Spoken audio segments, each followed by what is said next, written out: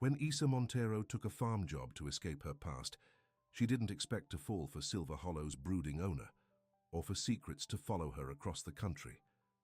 Can love survive lies, ambition, and betrayal? Before we get into the story, comment below where in the world you are watching from today. The sun beat down on Silver Hollow Farm as Isadora Isa Montero stepped out of her old blue sedan. She brushed a strand of dark hair away from her face and squinted at the sprawling property. Fields of crops stretched into the distance on one side, and she could see a cluster of barns and outbuildings on the other.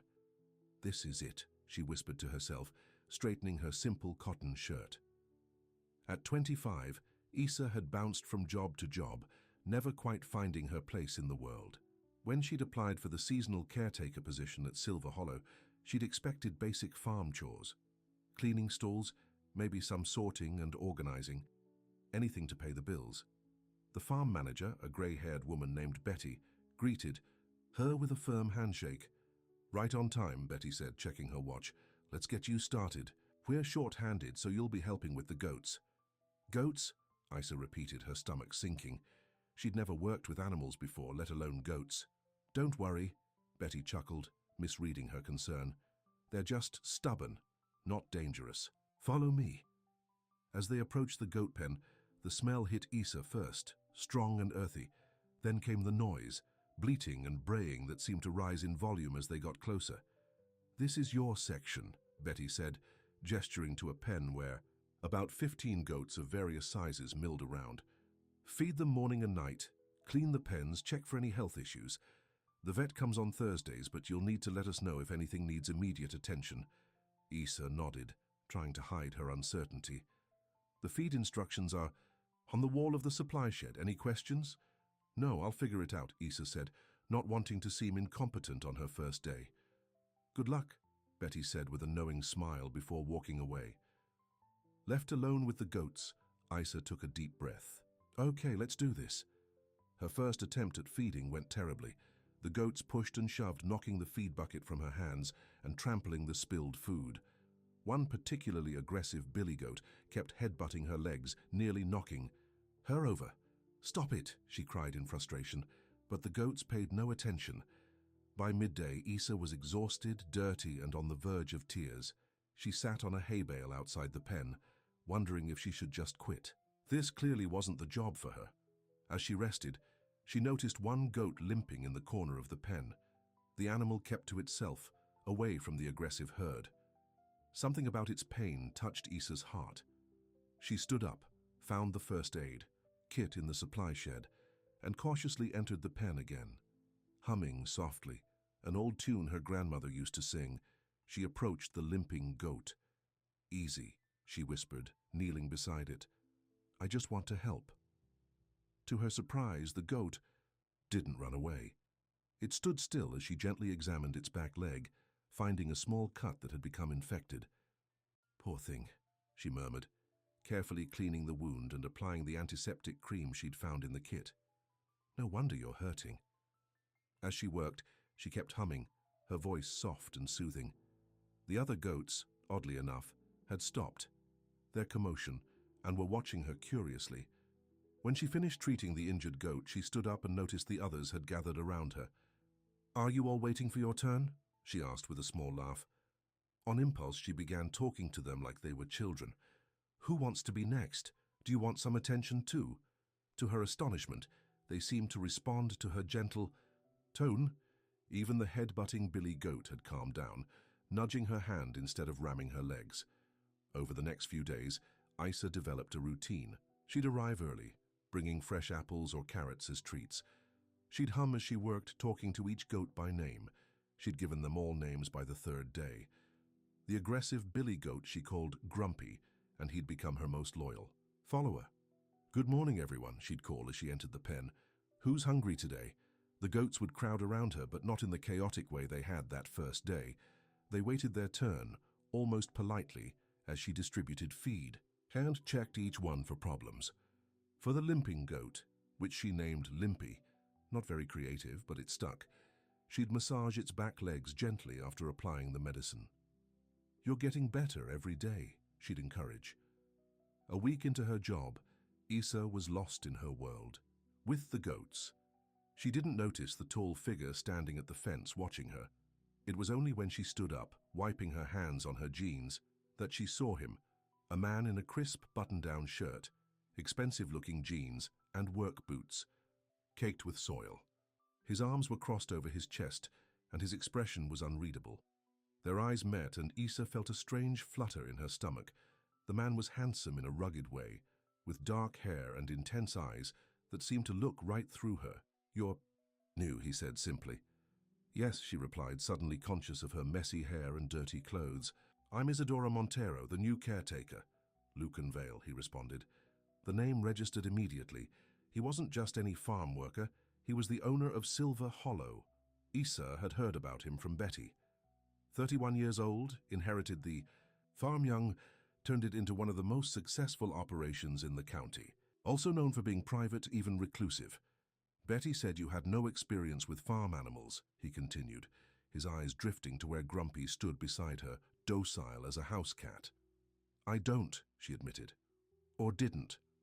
I'm learning." A hint of a smile touched his lips. "Apparently you're a natural. Those goats hated the last 3 caretakers we hired, ran one guy right out of the pen and halfway to his car." Isa couldn't help but laugh at the image. "They just need some kindness, that's all." Lucan studied her for a long moment, and something in his gaze made her heart beat faster. "If you can get those little beasts to behave," he said, his voice dropping slightly, "think you could take care of me like that too?" The words hung in the air between them. Was he joking, flirting? Isa couldn't tell. Before she could respond, he pushed away from the fence. "Good work, Ms. Montero. Carry on." And with that, he walked away, leaving her flustered and confused. That night in her small rented room in town, Isa couldn't stop thinking about Lucan Vale. There was something in his eyes, a loneliness that called to her. But she reminded herself that he was her boss, and getting involved with him would be a terrible idea. "Focus on the job," she told herself firmly. "Nothing else." But the next morning, as she arrived at the farm, she found a fresh box of medical supplies for the goats waiting by the pen. A note was attached, "For your patience, LV." The small gesture of thoughtfulness made her smile. Days passed, and Isa fell into a comfortable routine at Silver Hollow.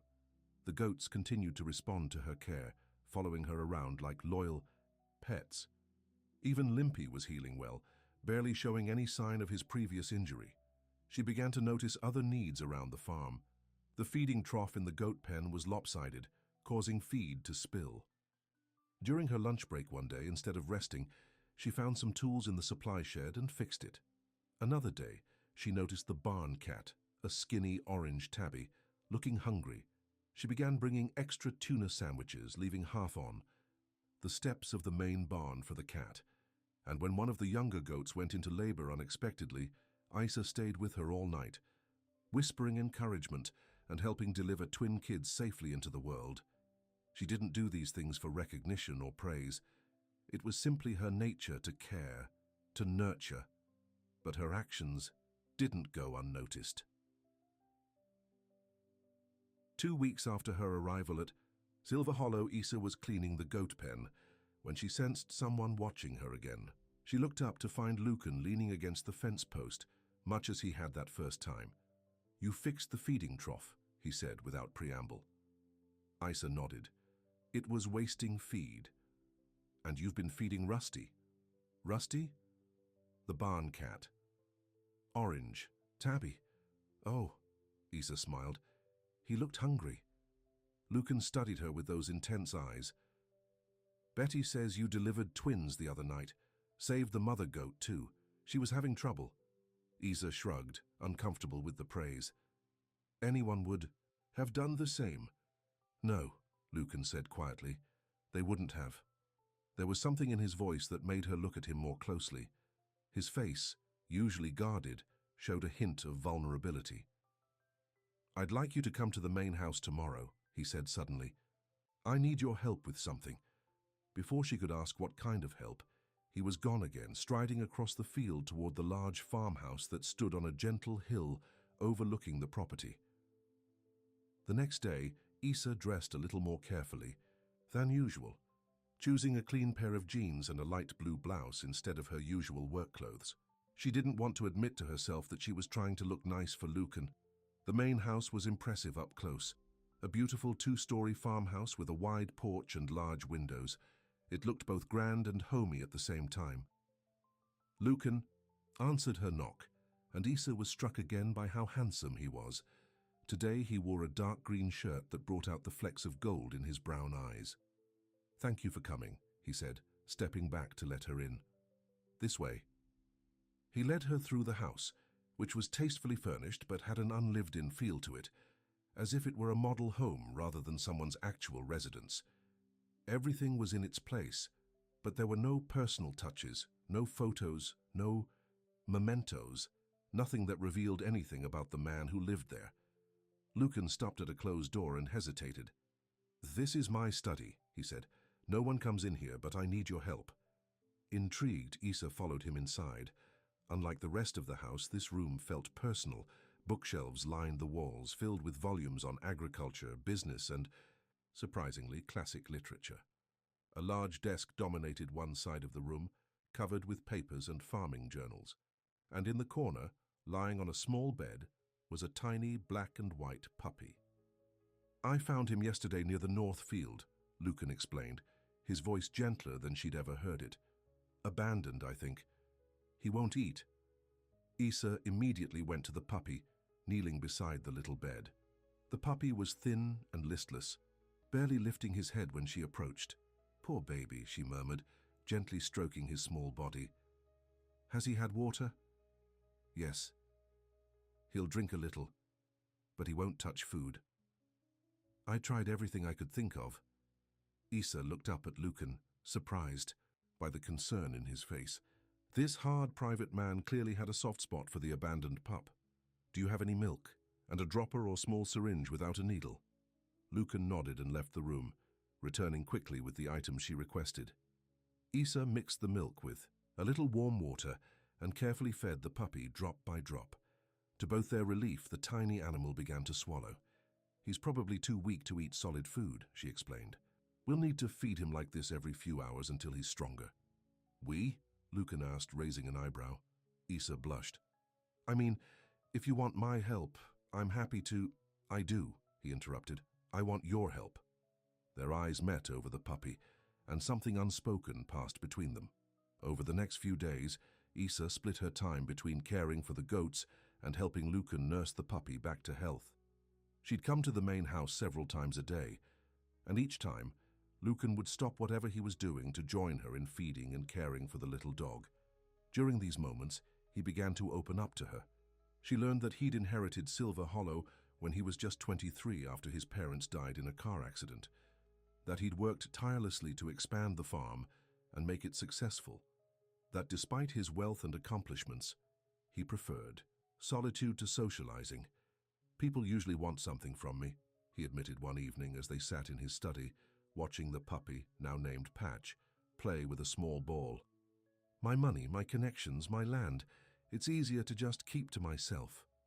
"That sounds lonely," Issa said softly. Lucan looked at her, his expression unguarded for once. "It is." The moment was interrupted by Patch tumbling into Lucan's shoe, attacking the laces with puppy ferocity. They both laughed, and Issa felt a warmth in her chest that had nothing to do with the cozy room. As the days passed, Issa found herself looking forward to these quiet moments with Lucan more than anything else. There was something special about seeing this private, guarded man reveal his gentle side with the puppy, and with her. One evening, after they'd finished feeding Patch and were sitting comfortably in the study, Lucan asked her about herself. "What brought you to Silver Hollow? Betty mentioned you moved here recently." Issa hesitated. Her past wasn't something she liked to discuss. "I needed a fresh start," she said simply. Lucan nodded, not pushing for more. "We all need those sometimes." The clock on the wall chimed 9 and Issa realized how late it had gotten. "I should go," she said, standing up reluctantly. "Stay for dinner," Lucan said suddenly. "I mean, it's late and you must be hungry. I can make us something." Surprised by the invitation, Issa nodded. "I'd like that."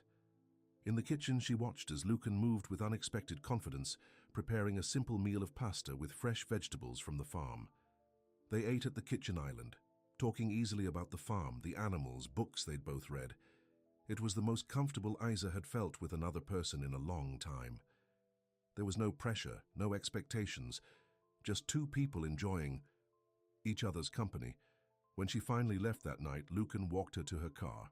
"Thank you," he said, standing close enough that she could smell his clean, woodsy scent. "Not just for helping with Patch, but for—" He trailed off, seeming unsure how to express himself.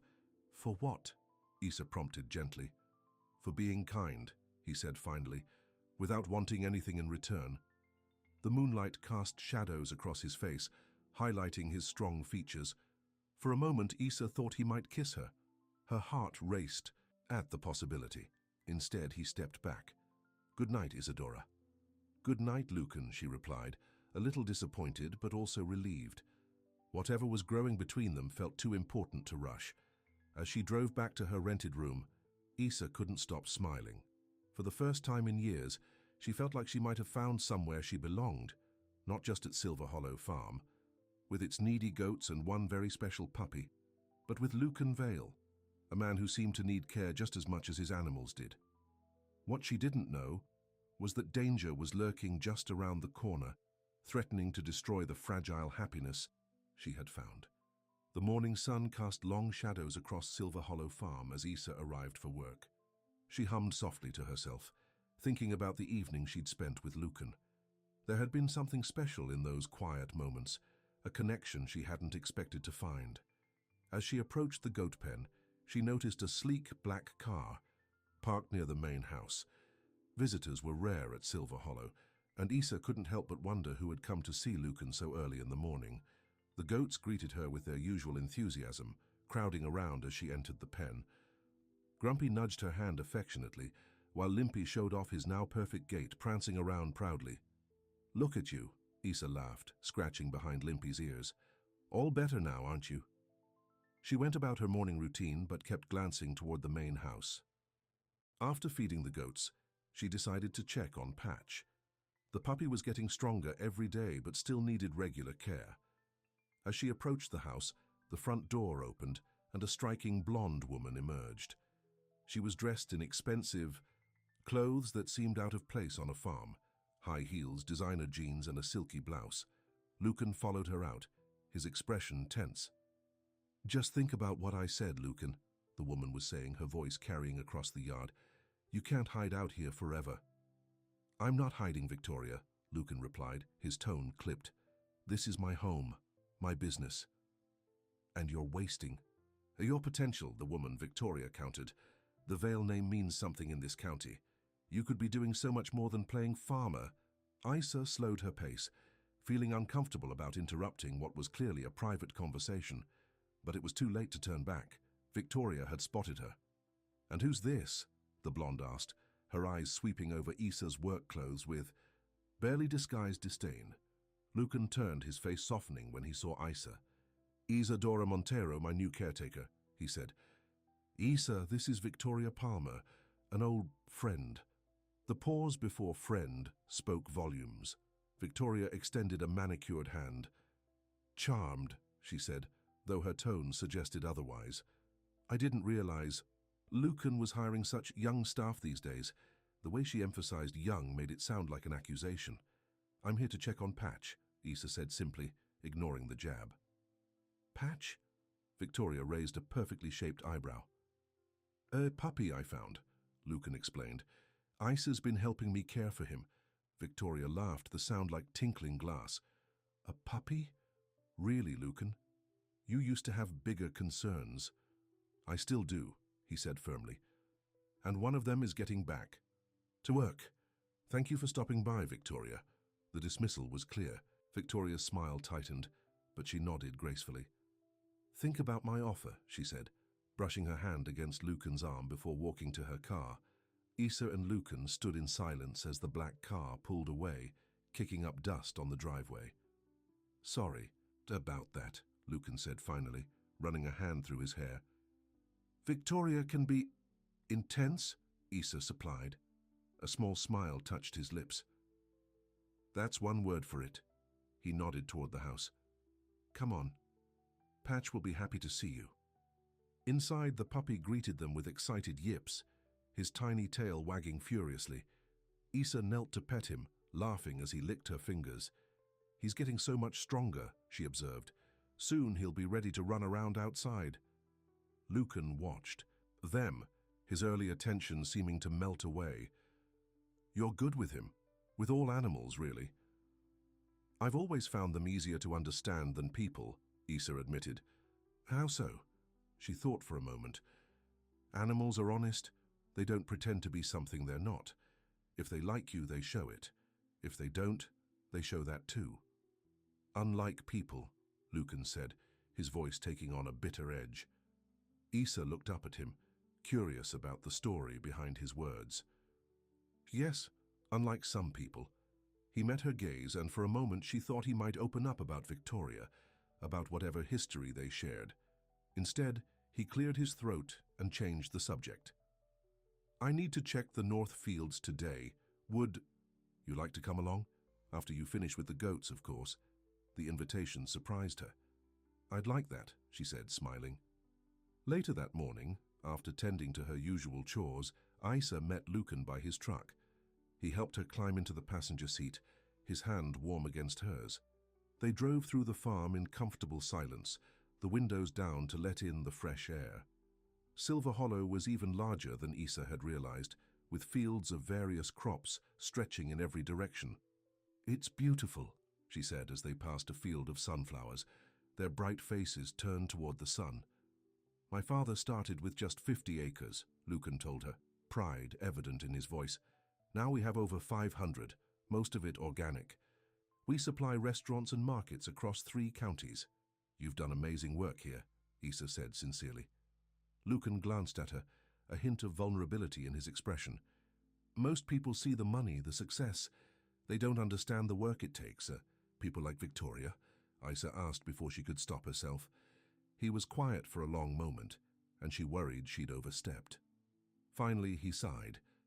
Victoria and I were engaged once, he admitted. 3 years ago. What happened? Issa asked softly. Lucan's hands tightened on the steering wheel. She wanted the Vale name, the money, the status. She didn't want the early mornings, the dirt under the fingernails, the responsibility of running. To a farm, his voice hardened. When I wouldn't sell parts of Silver Hollow to developers, friends of her father, she decided I wasn't ambitious enough for her. Issa felt a surge of anger on his behalf. She didn't love you for who you are.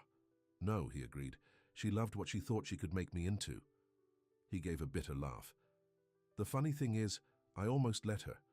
I almost gave up everything my parents built, everything I care about, to please her. What stopped you? Issa asked. My father's voice in my head, Lucan said simply. He used to say, the land remembers who loves it. Victoria never loved this land, and deep down, I knew. She never really loved me either. The raw honesty in his voice touched something in Issa. Without thinking, she reached over and placed her hand on his arm. Her loss, she said softly. Lucan looked at her, surprise and warmth mingling in his eyes. For a moment, the world seemed to shrink to just the two of them in the truck, surrounded by the fields of Silver Hollow. The spell was broken by the ringing of Lucan's phone.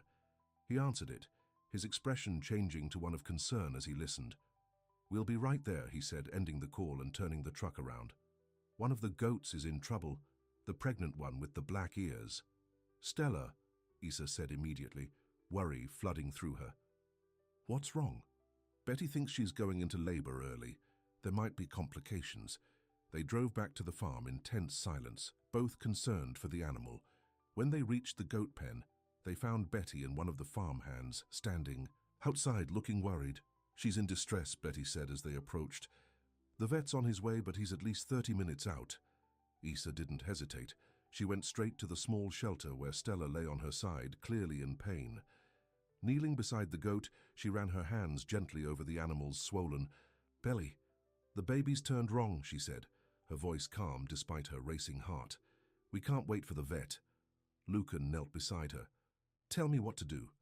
For the next 20 minutes, they worked together to help Stella deliver her kid.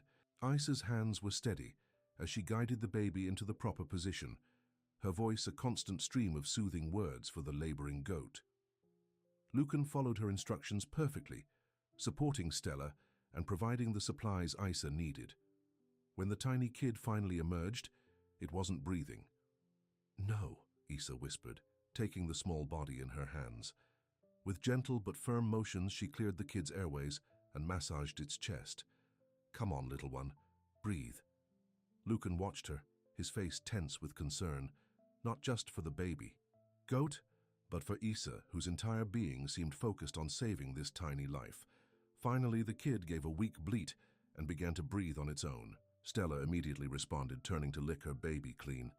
"You did it," Lucan said, his voice filled with admiration. Isa sat back on her heels, exhausted but smiling. "We did it." By the time the vet arrived, mother and baby were resting comfortably. He checked them both over and confirmed what Isa and Lucan already knew. They had saved both lives. "You've got quite a caretaker here," the vet told Lucan as they watched Isa settle fresh straw around Stella and her kid. "Yes," Lucan agreed, his eyes never leaving Isa. "I do." That evening, after making sure Stella and her baby were comfortable, for the night, Isa prepared to head home. She was tired to the bone but filled with a deep satisfaction. "Wait," Lucan called as she walked toward her car. "Have dinner with me again, to celebrate." Too exhausted to drive back to town anyway, Isa agreed. This time, as they ate in Lucan's kitchen, the conversation flowed even more easily between them. Lucan asked about her past, and Isa found herself telling him things she rarely shared with anyone. "I was engaged once too," she admitted after her second glass of wine. "His name was Daniel." "What happened?" Lucan asked, echoing her earlier question to him. Isa stared down at her plate. "He said, I was too soft to be worth anything. That I cared too much about things that didn't matter. Things like," Lucan prompted gently, "stray animals, elderly neighbors who needed help, kids at the community center where I volunteered." She gave a small, sad laugh. "He wanted someone more ambitious, someone who would help his career, not spend her time on lost causes." "He sounds like an idiot," Lucan said bluntly. Isa looked up, surprised by his vehemence. "Caring about others isn't a weakness, Isa," he continued. "It's a strength, one I wish more people had." His eyes held hers. "One I wish I had more of myself." "You care," she said softly. "I've seen it. With Patch, with the farm, with your employees." "It's different with you," he said. "You love everything you touch. I can see it in the way you handle the goats, the way you saved that kid today, the way you nursed Patch back to health." His voice dropped lower. "I can't stop wondering what that kind of love would feel like, if it were for me." The words hung in the air between them, honest and vulnerable. Before Isa could respond, there was a scratching at the door. Patch, who had been sleeping in his bed in the corner, wanted out. Lucan stood to let the puppy outside, the moment broken. Isa followed, stepping onto the porch into the cool evening air. They stood side by side, watching Patch explore the yard on his still wobbly legs. "I should go," Isa said finally, though everything in her wanted to stay. "It's getting late." "You could stay," Lucan said quietly. "There are plenty of guest rooms." The offer was innocent enough, but Isa knew that crossing that line, spending the night under Lucan's roof, even in a separate room, would change things between them. "Another time, maybe," she said softly. He nodded, understanding in his eyes. "Let me walk you to your car." At her car, he took her hand, his touch sending warmth up her arm. "Thank you for today, for everything." On impulse, Isa stood on tiptoe and pressed a gentle kiss to his cheek. "Good night, Lucan." His eyes darkened, and for a moment she thought he might pull her closer. Instead, he stepped back, respecting the boundary she'd set. "Good night, Isa." As she drove away, Isa's mind was a whirlwind of emotions. She was falling for Lucan Vale, the man everyone in town described as cold, distant, and unapproachable. The man who had shown her a gentleness and vulnerability that made her heart ache. But she was also afraid. Her relationship with Daniel had left deep scars, making her wary of trusting her heart to anyone again. And Lucan came with his own complications, his wealth, his status in the community, his history. With women like Victoria, what if she wasn't enough for him? What if, like Daniel, he eventually found her too soft, too caring, too focused on things that didn't further his ambitions? The next morning, Issa arrived at the farm to find an unexpected sight. Lucan, in the goat pen, attempting to feed the herd. The animals were in chaos, pushing and shoving around him as he struggled to distribute the feed evenly. She couldn't help but laugh at the sight of the usually composed man looking so flustered. "Need some help?" she called from the fence. Lucan looked up, relief washing over his face. "Please, they keep headbutting me." Issa entered the pen, and immediately the goats calmed, moving toward her in an orderly fashion. "Show off," Lucan muttered. But he was smiling. "What are you doing out here so early?" she asked as she took the feed bucket from him. "I wanted to check on Stella and her kid," he admitted. "And I thought I'd get a head start on the feeding before you arrived." The fact that he'd tried to do her job to help her touched Issa deeply. "That's really sweet," she said. "Don't sound so surprised," he replied with mock offense. "I can be sweet occasionally." "I'm learning that," she said softly. Their eyes met, and that same electric connection sparked between them. This time, neither looked away. Later that afternoon, as Issa was cleaning out the goat shed, Betty approached her. "The boss wants to see you," she said, a knowing smile on her face. "In the main barn." Curious, Issa made her way to the large red barn that housed the farm's equipment. Inside, she found Lucan waiting beside a beautiful chestnut mare. "There you are," he said, smiling at her surprise. "This is Cinnamon. I thought you might like to learn to ride." "Really?" Issa approached the horse cautiously. She'd never been on a horse before. "She's gentle," Lucan assured her. "Perfect for beginners." For the next hour, he taught her the basics of horsemanship, how to approach the animal, how to saddle her, how to mount and hold the reins.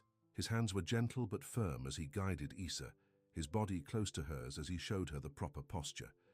By the time they finished, Issa was flushed with excitement and the proximity of Lucan's strong presence. "You're a natural," he told her. As he helped her dismount, his hands lingered at her waist, and when she turned to face him, they were inches apart. "I had a good teacher," she replied, suddenly breathless. Something shifted in his eyes, a decision made. Slowly, giving her every chance to pull away, he leaned down and brushed his lips against hers. The kiss was gentle, questioning. Issa responded, her hands coming up to rest on his chest as she leaned into him.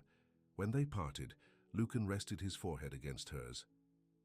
"I've wanted to do that since the day I saw you with those goats," he admitted. Issa smiled. "What took you so long?" He laughed, the sound free and happy in a way she'd never heard from him before. "I was afraid you'd rather kiss Grumpy than me. Grumpy has his charms," she teased, "but I prefer you." Lucan kissed her again, more deeply this time, his arms wrapping around her as if he never wanted to let go. Neither of them noticed Victoria, Palmer watching from the shadows of the barn door, her eyes cold with anger and calculation. That night, for the first time, Issa accepted Lucan's invitation to stay for dinner without hesitation. They cooked together, moving around the kitchen in comfortable synchrony, stealing kisses between chopping vegetables and stirring sauce.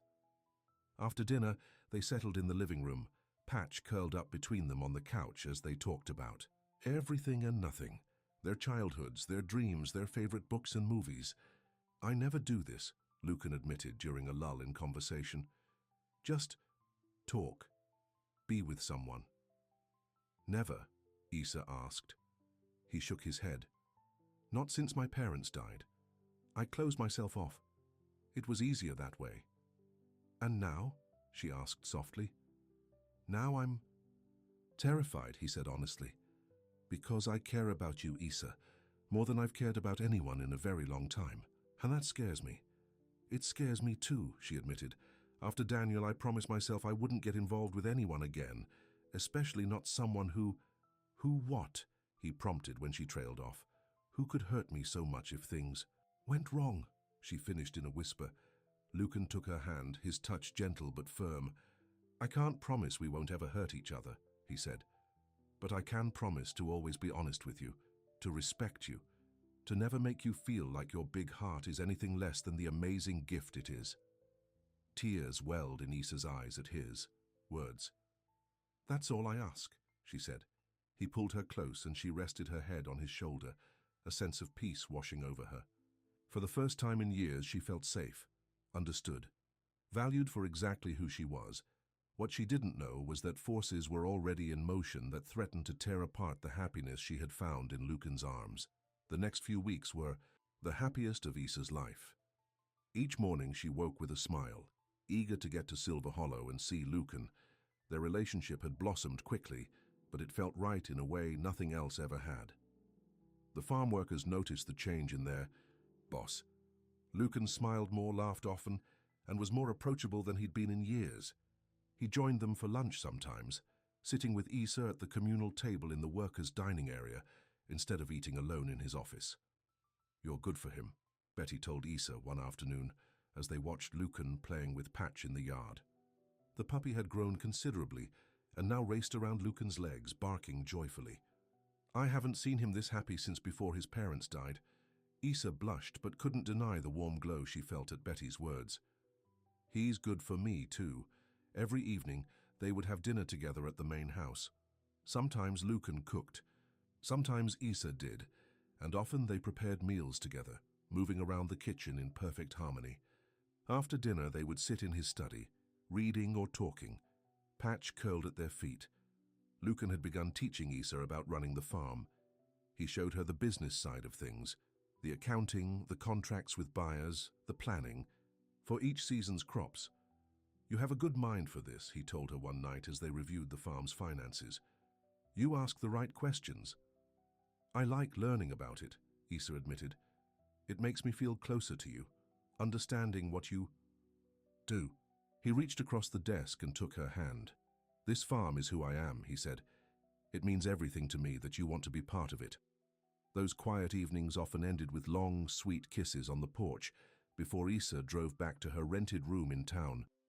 Though their physical relationship was deepening, they both wanted to take things slowly, to build a foundation that would last. One Sunday morning, Lucan invited Issa to a special breakfast on the farmhouse porch. When she arrived, she found the table beautifully set with fresh flowers and her favorite foods. What's the occasion? She asked, touched by his thoughtfulness. 2 months, he said, pulling out her chair. 2 months since you started working here. 2 months since you changed everything.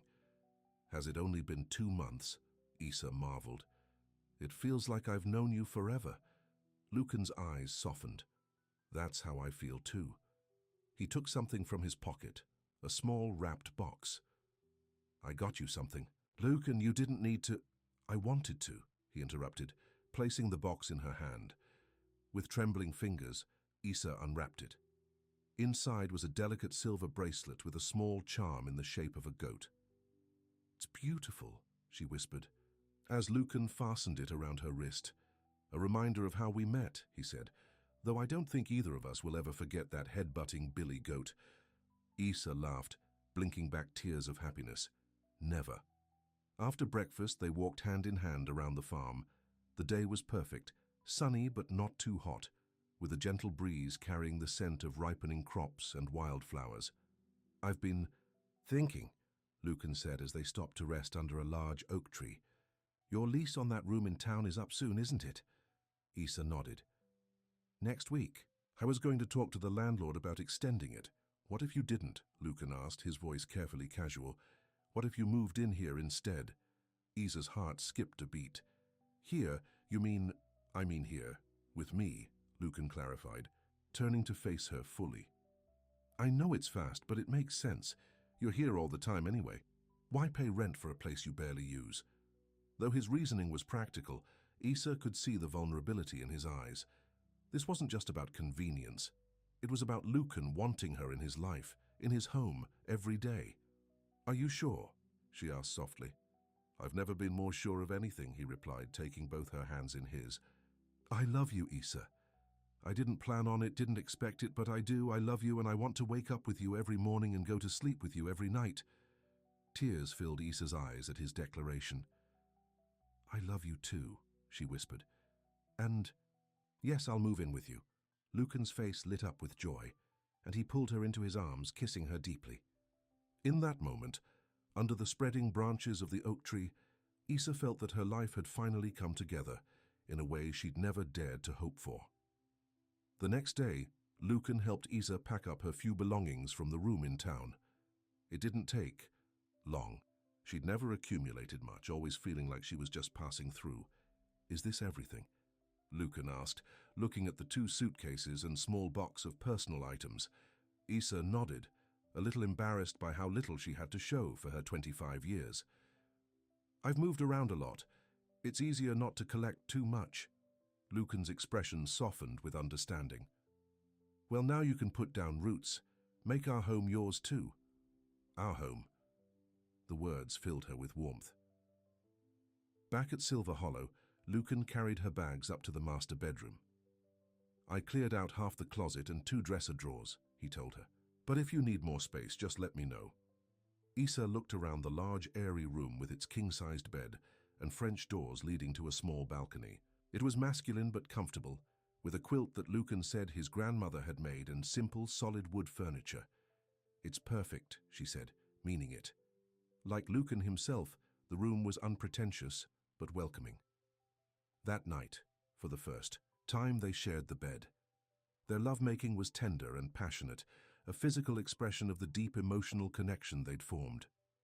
Afterward, Isa lay in Lucan's arms, her head on his chest, listening to the steady beat of his heart. "Happy?" he asked, his fingers trailing through her hair. "Completely," she replied, pressing a kiss to his skin. "I never thought I could be this happy." "Neither did I," he admitted. "After Victoria, I thought that part of my life was over. I focused on the farm, on business. I never expected to find someone who would understand me, who would love this place the way I do." "I do love it," Isa said. "I love the animals, the land, the people who work here. But mostly I love you, Lucan Vale." He tightened his arms around her. "And I love you, Isadora Montero, more than I ever thought possible." The next morning, Isa woke early, still marveling at the fact that this beautiful room, this comfortable bed, this wonderful man were now part of her everyday life. Careful not to wake Lucan, she slipped out of bed and headed downstairs to make coffee. As she entered the kitchen, she was startled to find Victoria Palmer sitting at the island, looking perfectly at home. "Oh!" Isa stopped short, suddenly aware that she was wearing only Lucan's shirt and her underwear. "I didn't know anyone was here." Victoria's eyes moved over Isa with cool assessment. "Clearly," she said, "I let myself in. Lucan gave me a key years ago." She held up a set of keys. "He's never asked for it back." Isa wrapped her arms around herself, feeling exposed in more ways than one. "I'll go get dressed," she said, turning to leave. "Don't bother on my account," Victoria said. "I just stopped by to drop off some papers for Lucan to sign. The County Historical Society is having its annual fundraiser, and I'm counting on his usual generous donation." There was something in Victoria's tone, a proprietary air, as if Lucan's involvement in local events was still her domain despite their breakup. "I'll let him know you're here," Isa said, keeping her voice neutral. "No need to wake him," Victoria replied with a small, knowing smile. "I'm sure he's tired. I'll just leave these for him to look over." She placed a folder on the counter. "Tell him to call me when he's decided on the amount." She stood, smoothing her impeccable outfit.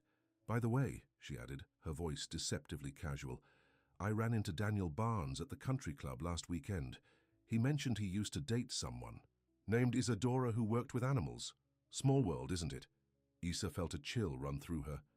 Daniel was the last person she wanted to think about, especially now that she'd found happiness with Lucan. "Very small," she managed to say. Victoria's smile didn't reach her eyes. "He had quite a lot to say about you. Interesting man, Daniel. Ambitious. Going places. Much like Lucan, really." She headed for the door, then paused. Or at least much like Lucan used to be before he decided to bury himself on this farm. Before Isa could respond, Victoria was gone, the sound of her car starting up outside the only evidence she'd been there at all. Troubled, Isa made coffee and tried to shake off the unsettled feeling Victoria had left her with. She was carrying 2 mugs upstairs when she met Lucan coming down, his hair tousled from sleep. "Good morning," he said, smiling as he leaned down to kiss her. "I missed you in bed." "I went to make coffee," Issa replied, returning his smile despite her unease. "And I ran into Victoria in the kitchen." Lucan's expression changed immediately. "Victoria was here? In the house?" Issa nodded. "She said she still has a key." A flash of anger crossed Lucan's face. "That key was for emergencies when we were together. I never thought she'd keep using it." He took one of the coffee mugs from Issa. "I'm sorry about that. I'll get the locks changed today." "She left some papers about a fundraiser," Issa told him, relieved by his reaction. "She wants you to call her about a donation," Lucan sighed. "The Historical Society thing. I donate every year, but I usually just send a check. I don't know why she couldn't have mailed the information." He studied Issa's face. "Did she say anything else? You look upset." Issa hesitated, not wanting to create drama, but also not wanting to keep secrets from Lucan. "She mentioned running into my ex, Daniel, at the country club." "And?" Lucan prompted. "And nothing really. She just said he had quite a lot to say about me. And then she compared him to you, saying you were both ambitious. Used to be anyway." Lucan's jaw tightened. "That sounds like Victoria, always trying to stir up trouble." He put down his coffee and took Issa's mug, setting it aside as well. Then he pulled her into his arms. "Whatever your ex might have said, whatever Victoria implied, it doesn't matter. I know who you are, Issa. I love who you are." His words soothed her worries, and she leaned into his embrace. "I know. I love you too." "Tell you what," Lucan said, pressing a kiss to her forehead. "Let's not let Victoria ruin our first morning living together. How about we have breakfast on the porch and then go check on Stella and her kid?" Issa smiled, pushing aside her concerns. "That sounds perfect." The days settled into a new routine. Issa still cared for the goats each morning, but now she woke up in Lucan's arms before starting her day. In the evenings, they shared meals and talked about the farm, making plans for improvements and expansions. One afternoon, about a week after Issa had moved in, she received a phone call from a number she didn't recognize. "Is this Isadora Montero?" a woman's voice asked when Issa answered. "Yes, it is. My name is Dr. Eleanor Wright. I'm the director of the Oak Ridge Animal Sanctuary. Your name was given to me by Dr. Martin, the vet who consults at Silver Hollow Farm." "Oh," Issa said, surprised. "Yes, I know Dr. Martin. He was very impressed with your handling of the goats there, particularly the difficult birth you managed. Without his assistance, he said you have a natural gift with animals." "That's very kind of him," Issa replied, flattered by the praise. "Ms. Montero, I'll get straight to the point. We have an opening for a senior animal caretaker at our sanctuary. It's a full-time position with benefits, housing included. Dr. Martin recommended you highly, and I'd like to invite you for an interview." Issa was stunned.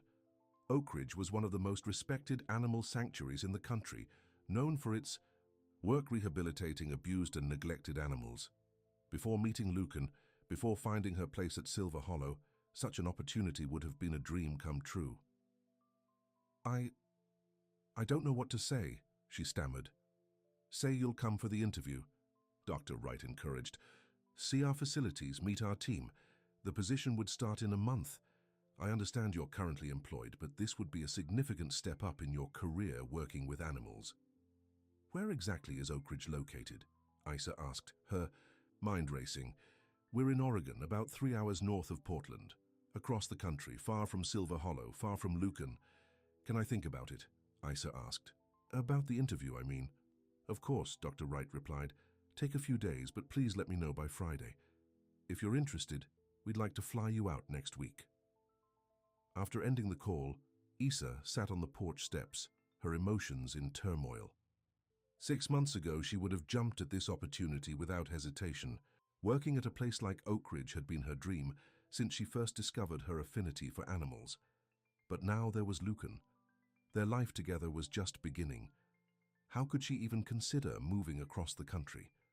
Lost in thought, she didn't hear Lucan approach until he sat down beside her. "You look like you're solving all the world's problems," he said, bumping his shoulder gently against hers. "Everything okay?" Issa took a deep breath. I just got a call from Oak Ridge Animal Sanctuary in Oregon. They want me to interview for a senior caretaker position. Lucan went very still. Oak Ridge, that's a big deal. You've heard of it? He nodded. It's one of the best in the country. How did they hear about you? Dr. Martin recommended me, Isa explained. Because of how I handled Stella's difficult birth and the way I work with the goats. I see. Lucan's voice was carefully neutral. And you're considering it. Isa turned to face him fully. I don't know. It would have been my dream job before us. But now it would mean leaving, Lucan finished for her. His face revealed nothing of what he was feeling. When would they want you to start? In a month, if I got the job. Lucan was quiet for a long moment. Then he stood up, his back to her. You should go to the interview, he said finally. What? Isa stood too, moving to face him. Lucan, I haven't decided anything yet. But you should consider it, he insisted, his voice tight. This is your career, Isa, your future. It's what you've always wanted. Things change, she said, reaching for his hand. I found something else I want now, someone else. Lucan squeezed her hand but didn't meet her eyes. I don't want to be the reason you give up your dreams. I don't want you to resent me someday for holding you back. I wouldn't. You might, he cut her off, and I couldn't bear that. He finally looked at her, his eyes filled with a mix of love and pain. Promise me you'll at least go to the interview. See what they're offering before you make any decisions. Isa wanted to argue, to tell him that she didn't need to interview for a job across the country when everything she wanted was right here. But she could see that this mattered to him, that he needed to know she had considered all her options. Okay, she agreed reluctantly. I'll go to the interview, but Lucan, I already know what I want. He pulled her into his arms, holding her tightly. Just be sure, he whispered against her hair. Be absolutely sure. That night, their lovemaking had an edge of desperation to it, as if they were both trying to memorize each other, to hold on to what they had in case it slipped away. The next morning, Isa called Dr. Wright and scheduled the interview for the following week. Lucan insisted on paying for her flight despite her protests. Consider it an investment in your future, he said, in a tone that brooked no argument. The days leading up to the trip were strained. Though neither of them mentioned the interview directly, it hung between them like a shadow. Isa threw herself into her work with the goats, spending extra time with each one, especially Grumpy and Limpy, who had become her special favorites. Lucan, meanwhile, seemed to be pulling away slightly, spending more time in his office and less with Isa. She understood what he was doing, preparing himself for the possibility that she might leave, but it hurt nonetheless. The evening before she was set to leave for Oregon, Isa found Lucan in the hayloft of the main barn. He was sitting near the open door, looking out over the farm as the sun set, painting the fields in gold and amber. There you are, she said, climbing up to join him. I've been looking for you. He made room for her beside him, and they sat in silence for a while, watching the day end. This farm is beautiful in every season, Lucan said finally, but autumn is my favorite. Everything preparing for rest, for renewal. Isa leaned her head on his shoulder. Mine too. Isa, Lucan began, his voice serious. I want you to know something before you go tomorrow. What's that? She asked, lifting her head to look at him. Whatever you decide, I'll support you. If you want that job at Oak Ridge, if it's what will make you happy, then you should take it. Lucan, he held up a hand. Let me finish. I love you enough to want what's best for you, even if that means you have to leave Silver Hollow. Leave? Me? Tears welled in Isa's eyes. And what if I decide that what's best for me is right here, with you? A small sad smile touched his lips. Then I'd be the happiest man alive, but I need you to make that choice freely, without feeling obligated or guilty. I love you, she whispered, the words inadequate to express the depth of her feelings. I love you too, he replied, pulling her close. More than I can say. They held each other as darkness fell, both aware that tomorrow might change everything. Early the next morning, Lucan drove Isa to the airport. Their goodbye at the terminal was brief but intense, a fierce hug and a kiss that left them both breathless. Call me when you land, Lucan said, his voice rough with emotion. I will, Issa promised. I'll be back before you know it. As she walked toward security, she looked back one last time to see Lucan standing where she'd left him, his tall figure motionless among the crowd of travelers. Something in her chest tightened at the sight, and she almost turned around, almost ran back to him. Instead, she forced herself forward, reminding herself that this was just an interview, just a trip. She would be back in 3 days. Whatever decisions needed to be made could wait until then. What Issa didn't know was that Victoria Palmer had been busy in the days since learning about the interview. She had made some calls, pulled some strings, and set in motion a plan that threatened to destroy everything Issa and Lucan had built together. As Lucan drove back to Silver Hollow alone, his phone rang. The name on the screen made him frown, but he answered anyway. "Victoria, what can I do for you?" "It's not what you can do for me, Lucan." Victoria's voice came through the car speakers. "It's what I can do for you. We need to talk, in person." "It's about Isadora." Something in her tone, a smug satisfaction, sent a chill down Lucan's spine. "What about her?" "Not over the phone," Victoria insisted. "Meet me at the country club in an hour. Trust me, you'll want to hear what I have to say." After ending the call, Lucan sat in his parked truck, a sense of foreboding washing over him. Victoria was up to something, and it involved Issa. Whatever it was, he needed to find out.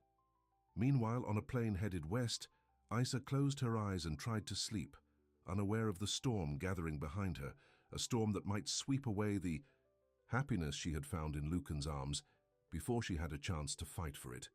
Lucan sat across from Victoria at the country club, his patience wearing thin. She had ordered lunch and insisted on small talk about mutual acquaintances before getting to the point of their meeting. "Victoria," he finally said, cutting her off mid-sentence about the upcoming charity gala, "you said you had something to tell me about Isadora. What is it?" Victoria's perfectly painted lips curved into a smile that didn't reach her eyes. "Always so direct, Lucan. It's one of the things I used to love about you." She took a sip of her wine before continuing. "I've been doing some checking into your girlfriend's background." Lucan's jaw tightened. "Why would you do that?"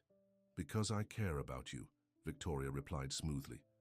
"And because something about her story didn't add up.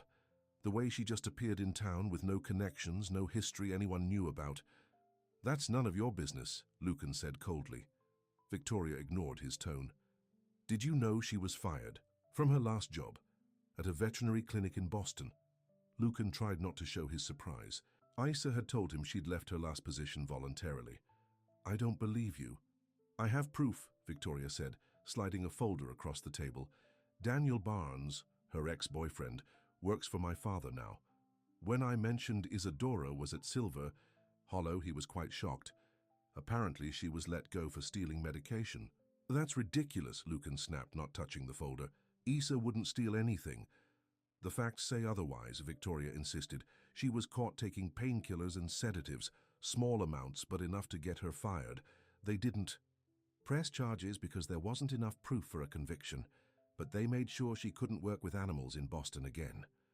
Lucan stood up, his chair scraping loudly on the floor. "I don't know what game you're playing, Victoria, but I'm not interested." "It's not a game, Lucan," she said, her voice hardening. "Look at the documents. Call the clinic yourself if you don't believe me. She's not who you think she is." "You're wrong," Lucan said firmly. But even as he walked away, leaving Victoria and her folder behind, a seed of doubt had been planted. Why hadn't Issa told him about being fired? What else might she be hiding? Meanwhile, in Oregon, Issa was touring the Oak Ridge Animal Sanctuary with Dr. Eleanor Wright. The facility was even more impressive than she had imagined. Sprawling acres of natural habitat for various animals, state-of-the-art veterinary facilities, and a dedicated staff who clearly loved their work. "As you can see, we specialize in rehabilitation," Dr. Wright explained as they walked past an enclosure where a former circus lion was sunning himself. "Many of our animals come from abuse situations or illegal exotic pet ownership. Our goal is to give them as natural and fulfilling a life as possible." "It's amazing," Issa said sincerely. Everything about Oak Ridge aligned with her values and her passion for animal care. "The position we're considering you for would involve overseeing our farm animal section," Dr. Wright continued. "Goats, sheep, pigs, horses. Many rescued from neglect or hoarding situations. Based on what Dr. Martin told me about your work at Silver Hollow, you'd be perfect for it. The interview process lasted all day, with Issa meeting various staff members and spending time with some of the animals. By evening, she was both exhausted and exhilarated. "We'd like to offer you the position," Dr. Wright said, as they sat in her office at the end of the day. "Full benefits, housing on the property, and a salary that's significantly more than what you're making now." Issa's heart raced. It was everything she'd ever wanted professionally, a chance to make a real difference in animals' lives, to use her natural abilities to their fullest. "Can I have a day to think about it?" she asked. "This is a big decision." Dr. Wright nodded understandingly. "Of course, but we'd need your answer before you leave Oregon. If you accept, we'd want you to start in 3 weeks. 3 weeks. The reality of what that would mean hit Issa hard. She would have to leave Silver Hollow, leave Lucan, leave the life they were building together. Back in her hotel room that night, Issa called Lucan. The phone rang several times before going to voicemail. She tried again with the same result. "Hi, it's me," she said after the beep. "The interview went well. Actually, they offered me the job. It's an amazing opportunity, Lucan. But I miss you. Call me when you can, okay? I love you."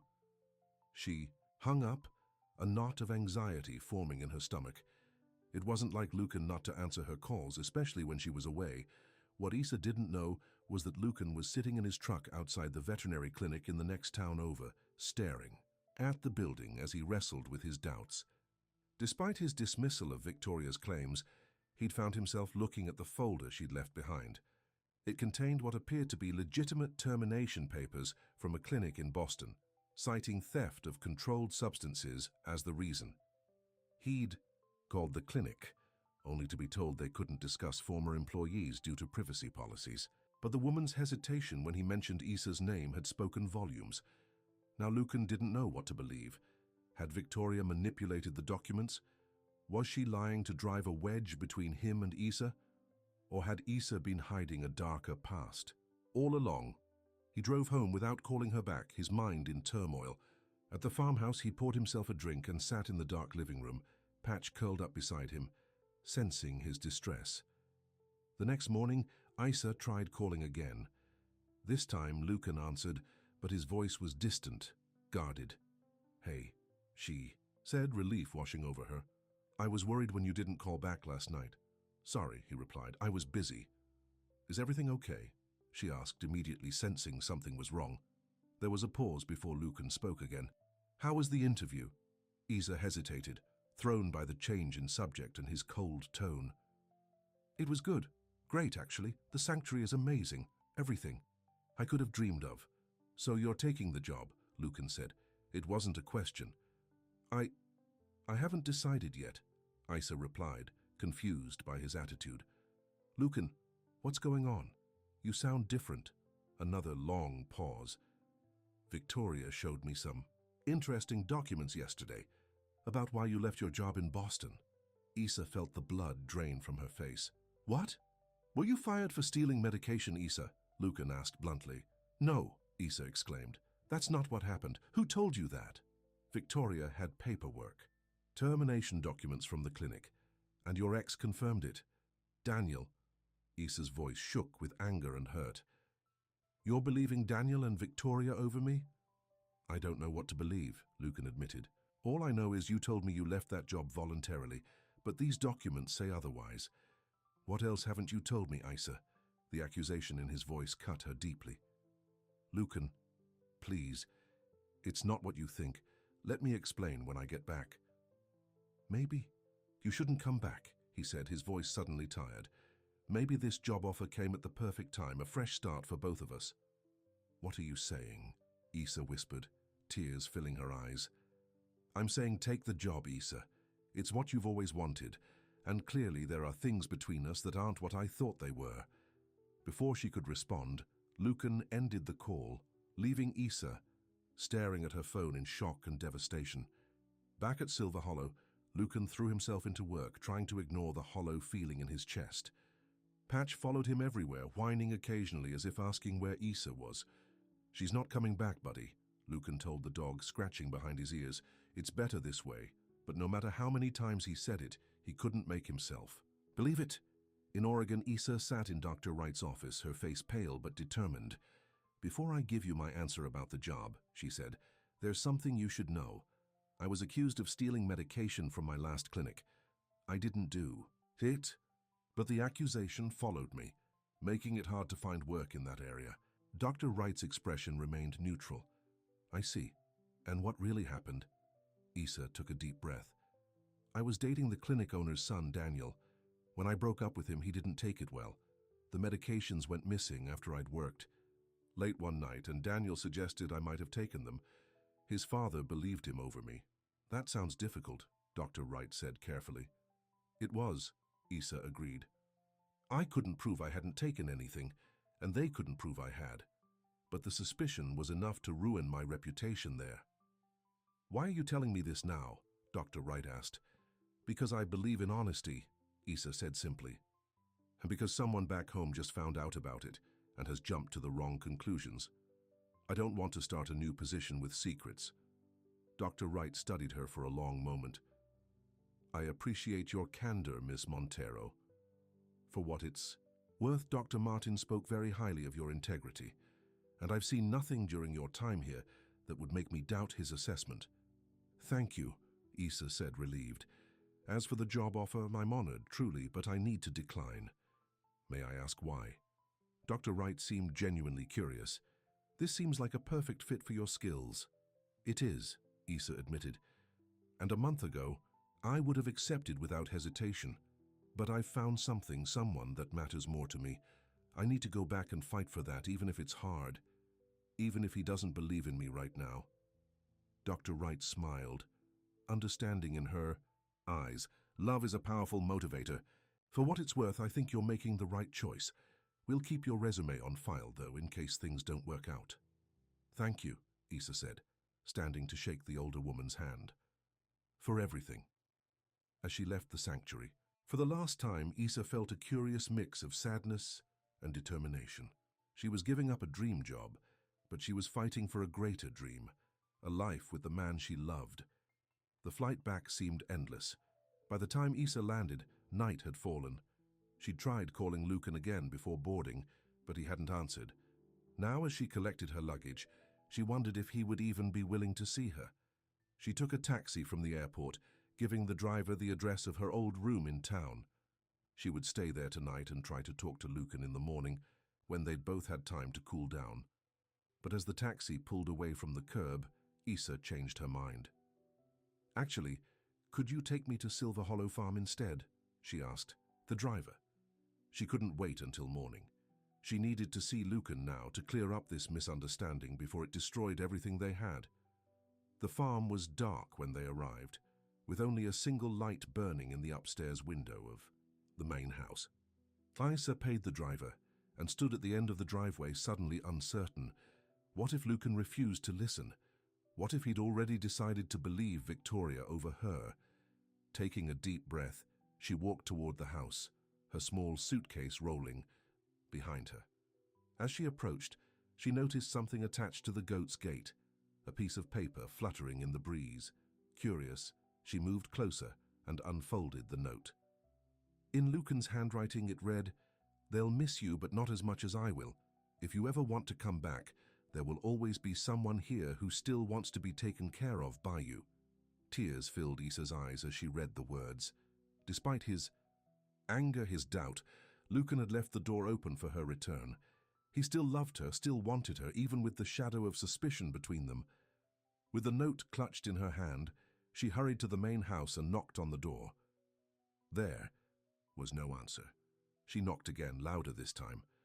Finally, the porch light came on, and the door opened to reveal Lucan, looking tired and unshaven, his eyes widening in surprise at the sight of her. "Isa, what are you doing here? I thought you'd be in Oregon." "For another day." "I took an earlier flight," she said. "I couldn't wait. I needed to see you to explain." He stood aside silently, letting her enter. Patch bounded up to her, tail wagging frantically, and she knelt to greet the excited dog. "I missed you too," she told the puppy, giving him a quick hug before standing to face Lucan. "I found your Don't, she said, holding up the paper. Did you mean it? Lucan's expression softened slightly. Every word. Then please let me explain what really happened in Boston, Issa said. Not Victoria's version, not Daniel's version. The truth. Lucan nodded and gestured toward the living room. They sat on opposite ends of the couch, the distance between them symbolic of the rift that had opened up. I was working at a small veterinary clinic in Boston, Issa began. Daniel's father owned it. When Daniel and I started dating, it seemed perfect. We both loved animals, both worked in the same field. She paused, gathering her thoughts. But Daniel changed once we got serious. He became controlling, critical. He didn't like that I spent so much time with the animals, said I cared more about them than about building a future with him. Lucan listened silently, his face unreadable. When I finally broke up with him, he was furious. The next day, some medications were missing from the clinic's storage. Painkillers mostly. Daniel suggested I might have taken them, either to sell or because I was using them myself. Were you? Lucan asked quietly. No, Issa said firmly. Never.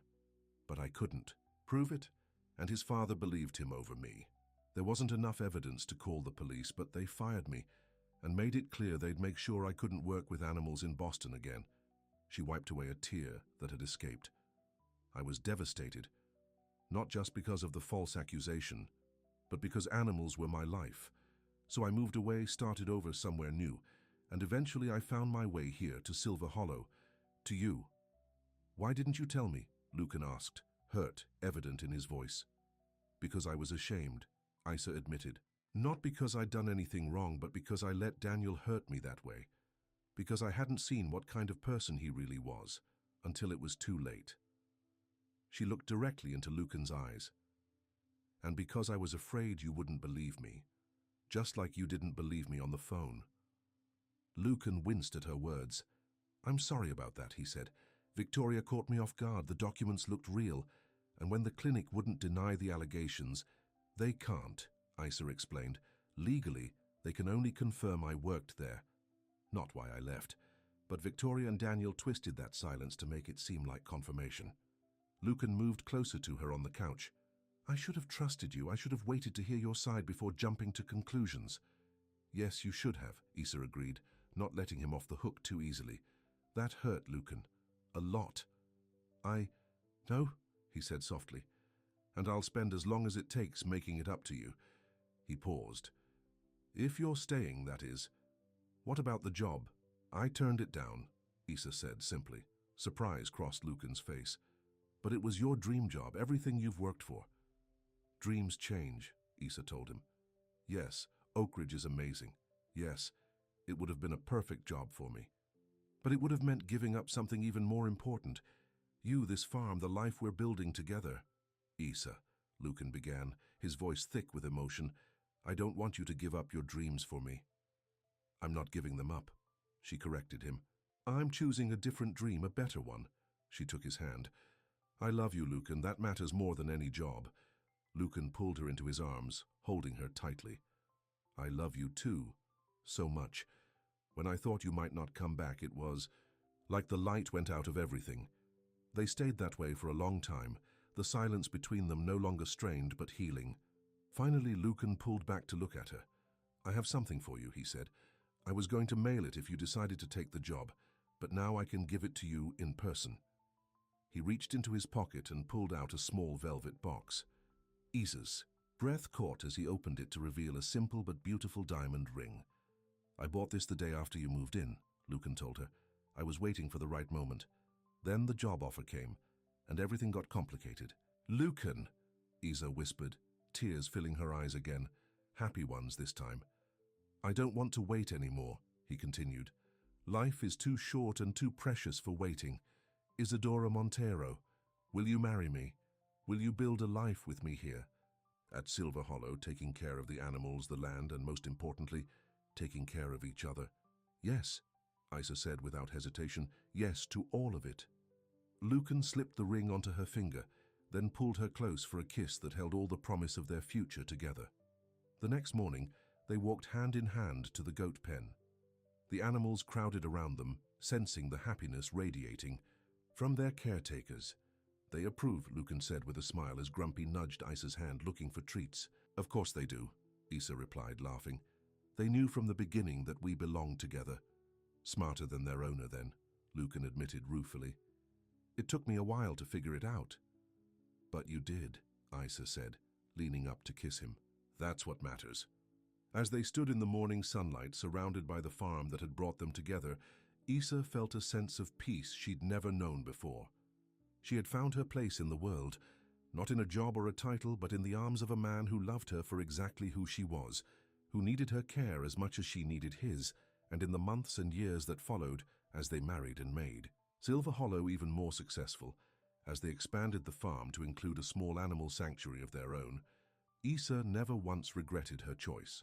For she had discovered that sometimes the most important creatures to care for were not the animals, but the people we love, the ones who ask, in their own way, "Think you could take care of me like that too?" And in Lucan's case, the answer had always been, and would always be, yes. The end.